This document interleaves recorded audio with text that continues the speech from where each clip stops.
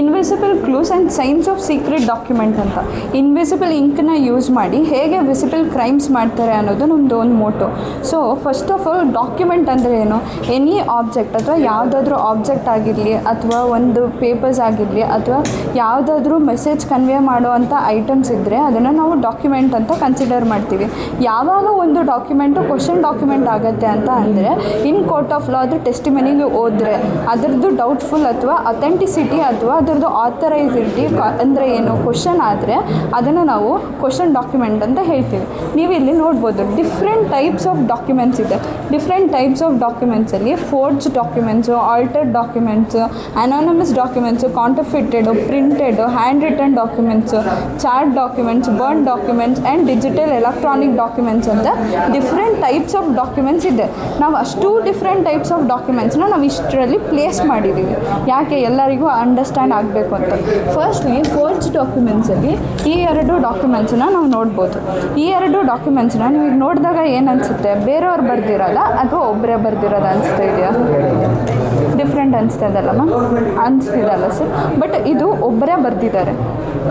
ಹೇಗೆ ಅನಲೈಸ್ ಮಾಡ್ಬೋದು ಅಂದರೆ ಇಲ್ಲಿ ಎನ್ ಫೀಚರ್ಸ್ನ ಅಬ್ಸರ್ವ್ ಮಾಡ್ತಾ ಹೋಗಿ. ಫಸ್ಟಲ್ಲಿ ಅವ್ರು ಏನು ಮಾಡ್ತಾರೆ, ಎನ್ನನ್ನು ಕಾಪಿ ಮಾಡೋಕ್ಕೆ ಟ್ರೈ ಮಾಡಿದ್ದಾರೆ, ಆಯಿತಾ? ಬಟ್ ಆದರೆ ನೆಕ್ಸ್ಟ್ ಇದರಲ್ಲಿ ಎನ್ ಏನಿದೆ ಸೇಮ್ ಆಗಿಬಿಟ್ಟಿದೆ. ಅದಾದಮೇಲೆ ಇಲ್ಲಿ ಎಫ್ ಫೀಚರ್ಸ್, ಎನ್ ಫೀಚರ್ಸಲ್ಲಿ ಗೊತ್ತಾಗಲಿಲ್ಲ ಅಂದರೆ ಎಫ್ ಫೀಚರ್ಸ್ನ ನೀವು ಅಬ್ಸರ್ವ್ ಮಾಡ್ಬೋದು. ಇಲ್ಲಿ ಲಾಸ್ಟ್ ಲೈನಲ್ಲಿರೋ ಎಫ್ಗೂ ಮತ್ತು ಈ ಲೈನಲ್ಲಿರೋ ಎಫ್ಗೂ ಸಿಮಿಲಾರಿಟಿ ಕಾಣಿಸ್ತಾ ಇದೆಯಾ? ಸೊ ಹೀಗೆ ಪ್ರತಿಯೊಂದು ಲೆಟರ್ಸ್ನ ನಾವು ಅನಲೈಸ್ ಮಾಡ್ತಾ ಹೋದರೆ ನಾವು ಐಡೆಂಟಿಫೈ ಮಾಡ್ಬೋದು. ಈಗ ನನ್ನ ಐಡೆಂಟಿಟಿನ ನಾನೇ ಮುಚ್ಚಿಡಬೇಕು ಅಂತ ನಾವು ಬರಿತೀವಿ. ಇದನ್ನು ನಾವು ಡಿಸ್ಗೈಸ್ಡ್ ರೈಟಿಂಗ್ ಅಂತ ಕರಿತೀವಿ. ಸೊ ಇದ್ರ ಥ್ರೂ ನಾವು ಐಡೆಂಟಿಫೈ ಮಾಡ್ಬೋದು. ಅದಾದಮೇಲೆ ಜೆಂಡರ್ ಡಿಟರ್ಮಿನೇಷನ್ ಮಾಡ್ಬೋದು, ಹ್ಯಾಂಡ್ ರೈಟಿಂಗ್ ಥ್ರೂ ಮಾಡ್ಬೋದು. ಹೇಗೆ ಅಂದರೆ ಇದೆರಡೂ ನಿಮಗೆ ನೋಡಿದಾಗ ಏನು ಅನ್ನಿಸ್ತದೆ? ಇದರಲ್ಲಿ ಹುಡುಗನ ರೈಟಿಂಗ್ ಯಾವುದು, ಹುಡುಗಿ ರೈಟಿಂಗ್ ಯಾವುದು ಅನಿಸುತ್ತೆ? ಹೇಗೆ ಹೇಳಿದ್ರಿ? ಹಾಂ. ಸೊ ಇವ್ರು ನಂಗೆ ವಾದ ಮಾಡ್ತಾರೆ, ಇಲ್ಲ ನಾನು ಕೂಡ ಚೆನ್ನಾಗಿ ಬರೀತೀನಿ ಅಂತ. ಸೊ ಹೇಗೆ ಅಂತ ಅಂದರೆ ಈಗ ಜೆಂಡರ್ ಐಡೆಂಟಿಫಿಕೇಷನ್ ಅನ್ನೋದು ಒಂದು ಸೂಡೋ ಸೈನ್ಸ್ ಥರ. ಏಜ್, ಸೆಕ್ಸ್ ಇದೆಲ್ಲ ಡಿಟರ್ಮಿನೇಷನ್ ಬಂದು ಒಂದು ಸೂಡೋ ಸೈನ್ಸ್. ಅದರಲ್ಲಿ ಹೇಗೆ ನಾವು ಐಡೆಂಟಿಫಿಕೇಷನ್ ಮಾಡೋಕ್ಕಾಗಲ್ಲ. ಯಾಕೆ ಅಂತ ಹೇಳಿದ್ರೆ ಇದು ಕೋರ್ಟಲ್ಲಿ ಸಪೋರ್ಟಿವ್ ಎವಿಡೆನ್ಸ್ ಆಗುತ್ತೆ, ಅಂದರೆ ಕೊರಾಬರೇಟಿವ್ ಎವಿಡೆನ್ಸ್ ಆಗಿ ವರ್ಕ್ ಮಾಡುತ್ತೆ, ಕನ್ಕ್ಲೂಸಿವ್ ಎವಿಡೆನ್ಸ್ ಅಲ್ಲ. ಸೊ ಹೀಗೆ ನಾವು ಇದನ್ನು ಐಡೆಂಟಿಫಿಕೇಷನಲ್ಲಿ ಸಪೋರ್ಟಿವ್ ಎವಿಡೆನ್ಸ್ ಆಗಿ ಇಟ್ಕೋತೀವಿ. ಅದಾದಮೇಲೆ ಹಂಗಂದರೆ ಡಾಕ್ಯುಮೆಂಟೇಷನ್ ಬಂದು ಕನ್ಕ್ಲೂಸಿವ್ ಎವಿಡೆನ್ಸ್ ಅಲ್ವಾ? ಹೌದು, ಇದು ಕನ್ಕ್ಲೂಸಿವ್ ಎವಿಡೆನ್ಸೇ. ಹೇಗೆ ಯಾವುದನ್ನು ನಾವು ಸೈಂಟಿಫಿಕ್ ಟೆಕ್ನಿಕ್ಸ್ ಮತ್ತು ಮೆಥಡ್ಸನ್ನು ಯೂಸ್ ಮಾಡ್ತೀವಿ ಅದೆಲ್ಲನೂ ಬಂದು ಕನ್ಕ್ಲೂಸಿವ್ ಎವಿಡೆನ್ಸ್ ಆಗುತ್ತೆ. ಈಗ ಫೋರ್ಜರಿಯಲ್ಲೆಲ್ಲ ಡಾಕ್ಯುಮೆಂಟ್ಸನ್ನು ಕೋರ್ಟಲ್ಲೆಲ್ಲ ಎಕ್ಸಾಮಿನ್ ಮಾಡ್ತಾರಲ್ವ, ಅದನ್ನು ಕೂಡ ಕನ್ಕ್ಲೂಸಿವ್ ಎವಿಡೆನ್ಸಸ್ ಆಗುತ್ತೆ. ಸಿಗ್ನೇಚರ್ ಎಲ್ಲ ಫೋರ್ಜರಿ ಆದಾಗ ನಾವು ಐಡೆಂಟಿಫಿಕೇಷನ್ ಮಾಡ್ತೀವಿ. ಇವಾಗ ನಮಗೆ ಬೇರೆ ಡಿಪಾರ್ಟ್ಮೆಂಟ್ ಅವರು ಬಂದು ಕೇಳಿದರು, ನಾವು ಡೂಪ್ಲಿಕೇಟ್ ಮತ್ತು ಒರಿಜಿನಲ್ ಸಿಗ್ನೇಚರ್ನ ಅಲ್ಲಿ ಮಾಡಿಬಿಡ್ತೀವಿ, ನಮ್ಮ ಟೀಚರ್ಸ್ ನಮಗೆ ಎದುರಿಸ್ತಾರೆ, ಈ ಡಿಪಾರ್ಟ್ಮೆಂಟಿಗೆ ಕಳಿಸ್ಬಿಡ್ತೀವಿ ಅನಲೈಸ್ ಮಾಡೋಕ್ಕೆ ಅಂತ. ಸೊ ಅವ್ರ ಹತ್ರ ನಾವು ಸ್ಯಾಂಪಲ್ ಇಸ್ಕೊಂಡ್ವಿ, ನಿಮಗೆ ಫೀಚರ್ಸ್ನ ತೋರಿಸ್ತೀವಿ ಅಂತ. ನೀವೆಲ್ಲರೂ ಇದರಲ್ಲಿ ಅಬ್ಸರ್ವ್ ಮಾಡ್ಬೋದು ಏನೇನು ಫೀಚರ್ಸನ್ನು ಅಂತ. ಹಾಂ ಹಾಂ ಹೀಗೆ ನಾವು ಪ್ರತಿಯೊಂದರಲ್ಲೂ ಸ್ಟ್ರೋಕ್ಸ್ ಫಾರ್ಮೇಷನ್ ಆಗಿರ್ಬೋದು, line, starting line, ending line, ಪ್ರತಿಯೊಂದನ್ನು ನಾವು ಅನಲೈಸ್ ಮಾಡಿದ್ರೆ ನಮಗೆ ಗೊತ್ತಾಗುತ್ತೆ. ಸಮ್ ಆರ್ಟಿಸ್ಟ್ ಇರ್ತಾರೆ, ಹೇಗೆ ಕಾಪಿ ಮಾಡ್ತಾರೆ ಅಂದರೆ ಡಿಟ್ಟೋ ಕಾಪಿ ಆಗುತ್ತೆ ಆ್ಯಸ್ ಇಟ್ ಇಸ್. ಸೊ ಅಂಥ ಕೇಸಸಲ್ಲಿ ಹೇಗೆ ಕಂಡುಹಿಡಿತೀವಿ ಅಂದರೆ ಪೆನ್ ಲಿಫ್ಟ್ ಮುಖಾಂತರ ನಾವು ಕಂಡುಹಿಡಿತೀವಿ. ಎಷ್ಟು ಸಲ ಪೆನ್ ಲಿಫ್ಟ್ ಆಗಿದೆ, ಅದು ಎಷ್ಟು ಸ್ಟ್ರೆಸ್ಡ್ ಆಗಿ ಬರೆದಿದ್ದಾರೆ, ಇದ್ರ ಥ್ರೂ ನಾವು ಐಡೆಂಟಿಫಿಕೇಷನ್ ಮಾಡ್ಬೋದು. ಇದು ಸಿಗ್ನೇಚರಲ್ಲಿ. ನೆಕ್ಸ್ಟ್ ಬಂದರೆ ಚಾರ್ಟ್ ಡಾಕ್ಯುಮೆಂಟ್ಸ್ ಅಥವಾ ಬರ್ನ್ಟ್ ಡಾಕ್ಯುಮೆಂಟ್ಸ್. ಈಗ ಒಬ್ಬೊಬ್ಬರು ಸಿಕ್ಕಾಕೋಬಾರ್ದು ಅಂತ ಬರ್ನ್ ಮಾಡಿಬಿಡ್ತಾರೆ ಡಾಕ್ಯುಮೆಂಟ್ಸ್. ಅಂಥ ಡಾಕ್ಯುಮೆಂಟ್ಸ್ನ ನಾವು ಹೇಗೆ ಐಡೆಂಟಿಫೈ ಮಾಡ್ತೀವಿ ಅಂತ ಅಂದರೆ ಇದ್ರ ಮೇಲೆ ಸಿಲ್ವರ್ ನೈಟ್ರೇಟ್ ಸ್ಪ್ರೇ ಮಾಡ್ತೀವಿ.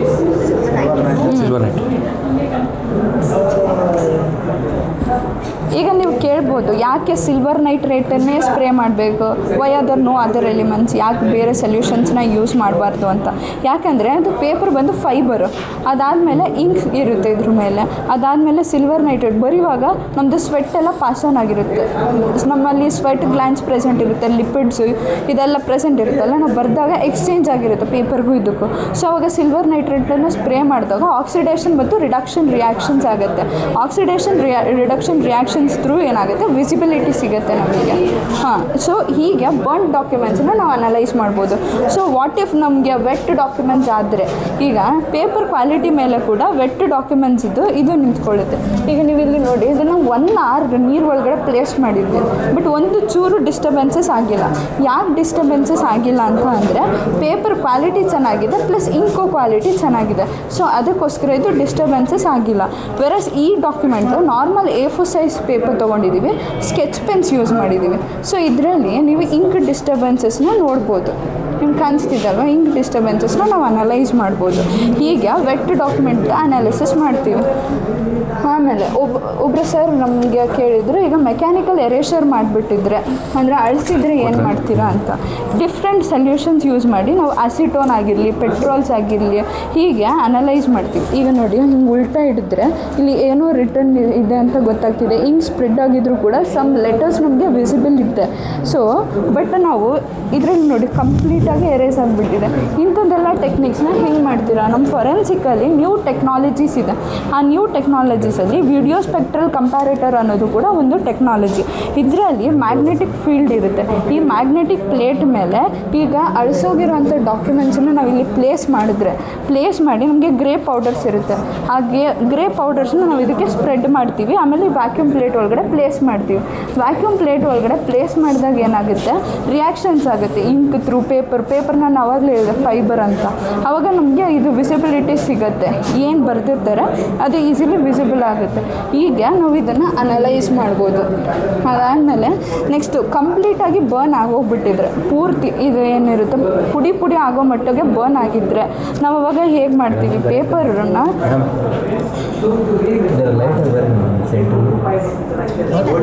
ಏನಾದರೂ ಬರೀ ಲೈಟಾಗಿ ಬರೀ ಇನ್ವಿಸಿಬಲ್ ಇಂಕ್ ಮ್ಯಾಮ್. ಅದು ಖಾಲಿಯಾಗಿರೋ ಪೆನ್ ಅದು ವಿಸಿಬಲ್ ಆಗುತ್ತೆ.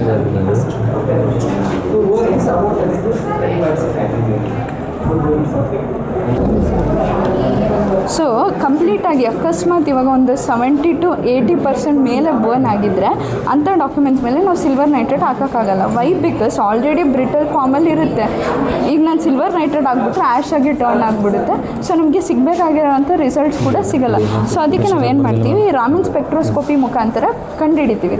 ಯೂಶ್ವಲಿ ಸೈನ್ಸ್ ಸ್ಟೂಡೆಂಟ್ಸ್ ಯಾರಿರ್ತೀವಿ ಅವ್ರಿಗೆಲ್ಲ ಇದ್ರದ್ದು ಅವೇರ್ನೆಸ್ ಇರುತ್ತೆ. ಹೇಗೆ ಅಂದರೆ ಲೈಟ್ ಸ್ಕ್ಯಾಟರ್ ಆಗುತ್ತೆ, ಸ್ಕ್ಯಾಟರ್ ಆಗೋ ಲೈಟ್ಸನ್ನು ಒಂದೇ ಕಡೆ ಬರೋ ಥರ ಮಾಡಿ ಇಲ್ಲಿ ಫಿಲ್ಟರ್ ಪ್ಲೇಸ್ ಮಾಡಿರ್ತೀವಿ. ಫಿಲ್ಟರ್ ಪ್ಲೇಸ್ ಮಾಡಿರೋ ಮುಂದೆ ನಾವು ಒಂದು ಆಬ್ಜೆಕ್ಟ್ಸ್ನ ಫೈಬರ್ಸ್ನ ಇಟ್ಟು ಇಲ್ಲಿ ನೀವು ನೋಡ್ಬೋದು, ಇಲ್ಲಿ ಬೀಮನ್ನು ಎಲ್ಲ ಕಡೆ ಹಿಂಗೆ ಆಪ್ಟಿಕಲ್ ಲೆನ್ಸಸ್ನ ಯೂಸ್ ಮಾಡಿ ಇಲ್ಲಿ ಸ್ಯಾಂಪಲ್ಸ್ನ ಪ್ಲೇಸ್ ಮಾಡಿ ಲೈಟ್ ಫೋಕಸ್ ಮಾಡ್ತೀವಿ. ಓಕೆ, ಒಂದು ಸ್ಪೆಕ್ಟ್ರೋಸ್ಕೋಪಿ ಮುಖಾಂತರ ನಾವು ಐಡೆಂಟಿಫೈ ಮಾಡ್ಬೋದು. ಒಂದು ಲೈಟ್ ಒಂದೇ ಕಡೆ ಫೋಕಸ್ ಆದರೆ ಹೇಗೆ ನಾವು ಕಂಪ್ಲೀಟ್ ಬರ್ನ್ಟ್ ಡಾಕ್ಯುಮೆಂಟನ್ನು ಅನಲೈಸ್ ಮಾಡ್ಬೋದು ಅಂತ. ಸೊ ಇದರಲ್ಲಿ ಏನಾಗುತ್ತೆ ಅಂದರೆ ರೇಡಿಯೇಷನ್ಸ್ಗೆ ನಾವು ಕ್ಯಾಲ್ಕುಲೇಟ್ ಮಾಡ್ಬೋದು.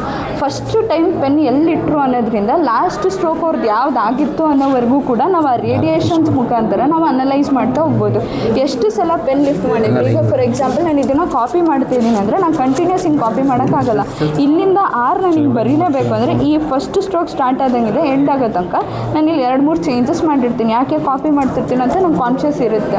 ಸೊ ಎಷ್ಟು ಸಲ ಪೆನ್ ಲಿಫ್ಟ್ ಆಯಿತು, ಪೆನ್ ಪ್ರೆಷರ್ ಎಷ್ಟಿತ್ತು, ಹೀಗೆ ನಾವು ಕಂಡುಹಿಡಿತಾ ಹೋಗ್ಬೋದು. Yes ma'am.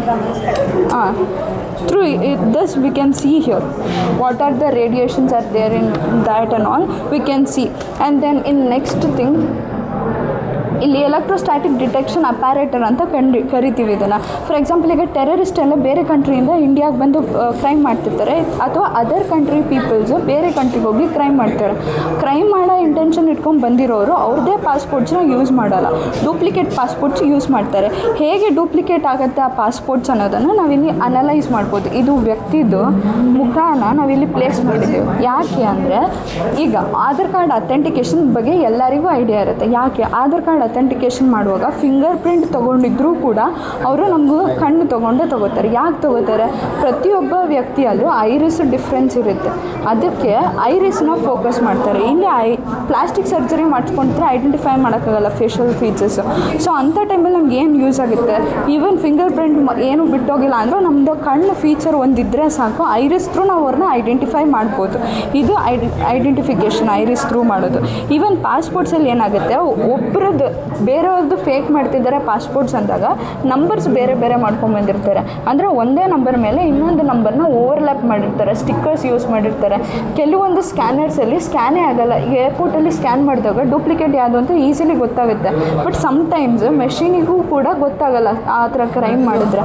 ಅದೆಲ್ಲ ಆಪರೇಟರ್ನ ಇದು 3D ಮಾಡಿ ತೋರಿಸುತ್ತೆ. ಹೇಗೆ ಅದ್ರ ಅಂಡರಲ್ಲಿ ಯಾವುದಾದ್ರೂ ಇದ್ದರೆ, ಈಗ ನಾವು ಫಿಂಗರ್ ಪ್ರಿಂಟಲ್ಲಿ ಹೇಗೆ ಒಂದ್ರ ಮೇಲೆ ಒಂದು ಫಿಂಗರ್ ಪ್ರಿಂಟ್ ಬಿದ್ದಿದ್ರೆ ಸಪ್ರೇಷನ್ ಟೆಕ್ನಿಕ್ ಇದೆಯೋ, ಇಲ್ಲೂ ಕೂಡ ಹಾಗೆ ನಂಬರ್ದು ಟೆಕ್ನಿಕ್ ಅಂದರೆ ಸಪ್ರೇಷನ್ ಟೆಕ್ನಿಕ್ ಇದೆ. ಇದರಲ್ಲಿ 3D ಇರೋದು ಅದನ್ನು ನಮಗೆ ತೋರಿಸುತ್ತೆ 3D ಮಾಡಿ, ಯಾವ್ದು ಫಸ್ಟು ಯಾವ್ದು ಸೆಕೆಂಡು, ಇದು ಒರಿಜಿನಲ್ಲ ಇಲ್ವಾ. ಹೀಗೆ ನಾವು ಡಿಫ್ರೆಂಟ್ ಡಾಕ್ಯುಮೆಂಟ್ಸನ್ನು ನಾವು ಅನಲೈಸ್ ಮಾಡ್ಬೋದು. ಈಗ ನಾವಲ್ಲಿ ಫೋಟೋ ಕಾಪಿಡ್ ಡಾಕ್ಯುಮೆಂಟ್ ಅಂತ ಹಾಕಿದ್ದೀವಿ. ಈಗ ನೋಡಿ, ಈ ಎರಡೂ ಡಾಕ್ಯುಮೆಂಟಲ್ಲಿ ನಿಮ್ಮ ಪ್ರಕಾರ ಒರಿಜಿನಲ್ ಯಾವುದು, ಡೂಪ್ಲಿಕೇಟ್ ಯಾವುದು?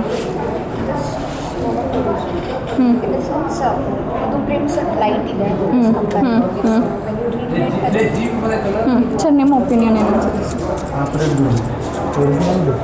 ಹಾಂ, ಯಾಕೆ ಅಂದರೆ ಮ್ಯಾಮ್ ಹೇಳಿದರು ಏನಂತ, ಇದರಲ್ಲಿ ಇಂಕ್ ಜಾಸ್ತಿ ಇದೆ, ಇಂಕ್ ಕಮ್ಮಿ ಇದೆ. ಈಗ ಇವ್ರು ಹೇಳ್ತಾರೆ ಇಲ್ಲ ನಾನು ಸೇಮ್ ಥರನೇ ಮಾಡಿಸ್ಕೊಂಬರ್ತೀನಿ, ಚೆನ್ನಾಗಿರೋ ಕೊಟ್ಟರೆ ಸಿಮಿಲರ್ ಆಗಿ ಬರುತ್ತೆ ಅಂತ.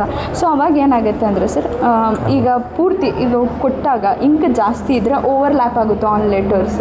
ಇಲ್ಲ ಪೇಪರ್ ಕ್ವಾಲಿಟಿನ ಈಗ ಹೇಗೆ ಕಾರ್ಬನ್ ಡೇಟಿಂಗ್ ಮುಖಾಂತರ ನಾವು ಯಾವಾಗ ಕೊಲೆ ಆಗಿದೆ ಅಂತ ಐಡೆಂಟಿಫೈ ಮಾಡ್ಬೋದು. ಅಂದರೆ ಅವ್ರು ಯಾವಾಗ ಸತ್ತಿದ್ದಾರೆ ಅಂತ ಒಂದು ಟೈಮ್ ರೇಂಜ್ ಸಿಗುತ್ತೆ. ಅದೇ ಥರ ನಮಗೆ ಪೇಪರ್ ಆ್ಯಂಡ್ ಇಂಕ್ ಅನಾಲಿಸಿಸ್ ಮಾಡಿದಾಗ, ಪೇಪರ್ ಡೇಟಿಂಗ್ ಮಾಡಿದಾಗ ನಮಗೆ ಒಂದು ಟೈಮ್ ಲೈನ್ ಸಿಗುತ್ತೆ. ಈ ಪೀರಿಯಡಿಂದ ಈ ಪೀರಿಯಡಿಗೆ ಈ ಪೇಪರ್ ಬಿಲಾಂಗ್ ಆಗುತ್ತೆ ಅಂತ. ಸೊ ಹಂಗೆ ಮಾಡಿದಾಗ ನಮಗೆ ಕ್ಲಿಯರ್ ಐಡಿಯಾ ಸಿಗುತ್ತೆ, ಏನಾಗಿರ್ಬೋದು ಏನಿಲ್ಲ, ಯಾರು ಮಾಡಿರ್ಬೋದು. ಈಗ ನಮಗೆ ಸಸ್ಪೆಕ್ಟೆಡ್ ಆಲ್ರೆಡಿ ಗೊತ್ತಿರ್ತಾರೆ, ಬಟ್ ನಾವು ಪ್ರೂವ್ ಮಾಡಬೇಕಾಗಿರುತ್ತೆ ಇವರೇ ಸಸ್ಪೆಕ್ಟ್ ಅಂತ. ಆವಾಗ ನಮಗಿದೆಲ್ಲ ಹೆಲ್ಪ್ಫುಲ್ ಆಗುತ್ತೆ.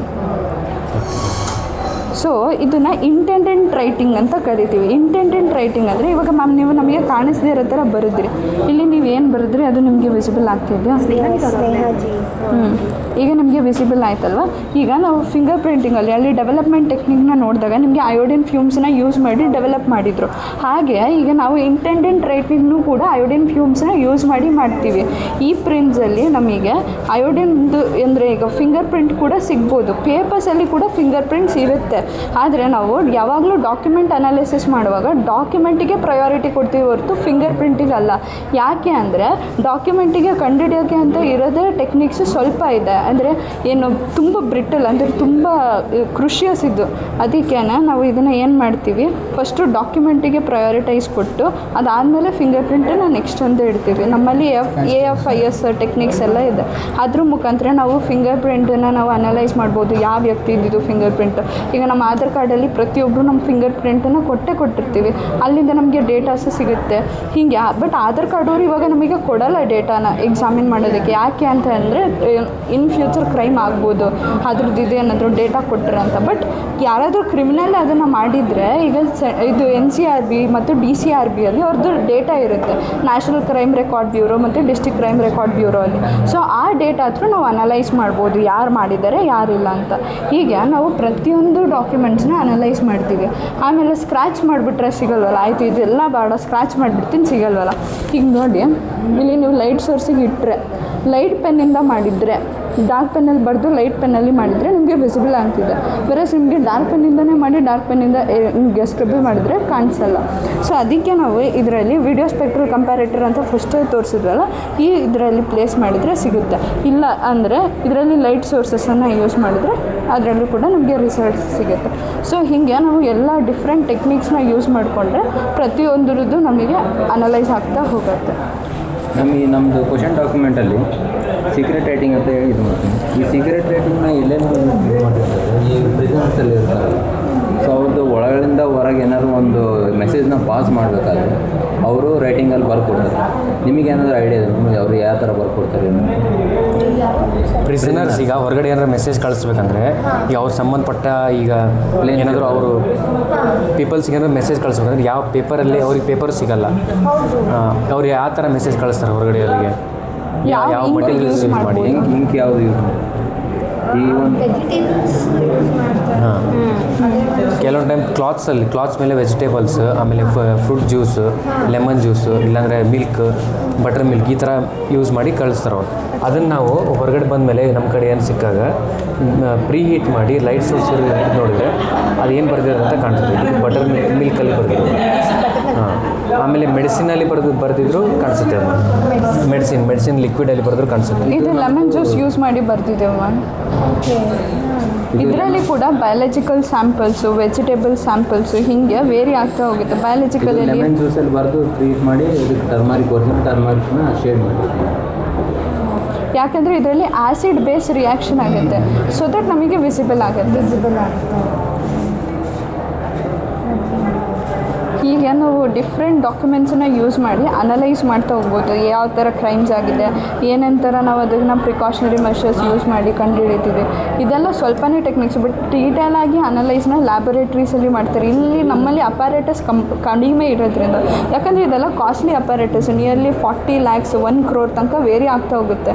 ಮತ್ತು ಇದಕ್ಕೆ ಪ್ರೊಬೇಷನರಿ ಪೀರಿಯಡ್ ಅಂತ ಇಟ್ಟು ಇದನ್ನು ಅವರಿಗೆ ಟ್ರೈನ್ ಮಾಡ್ತಾರೆ, ಇಷ್ಟಿಷ್ಟೇ ಹಿಂಗೆ ಆಪರೇಟ್ ಮಾಡಬೇಕು ಅಂತ. ಇಲ್ಲಿ ನಮ್ಮಲ್ಲಿ ಮೈಕ್ರೋಸ್ಕೋಪನ್ನು ಇನ್ನೂ ಫೋಕಸ್ ಮಾಡೋದು ಮತ್ತು ಇದನ್ನು ಮಾಡೋಕ್ಕೆಲ್ಲ ಟ್ರೈನ್ ಮಾಡೋದು ಇನ್ನೂ ಅಷ್ಟು ಬಂದಿಲ್ಲ. ಸೊ ಅಲ್ಲೆಲ್ಲ ಟ್ರೈನ್ ಮಾಡಿರ್ತಾರೆ ಆಫೀಸರ್ಸಿಗೆ, ಸೊ ನಮಗೆ ಕ್ಲಿಯರಾಗಿ ಗೊತ್ತಾಗುತ್ತೆ ಹೇಗೇನು ಅಂತ. ಇದು ನಮ್ಮ document analysis. Very nice. Thank you so much. Thank you. ನನ್ನ ಫೀಡ್ಬ್ಯಾಕ್ ಥ್ಯಾಂಕ್ ಯು.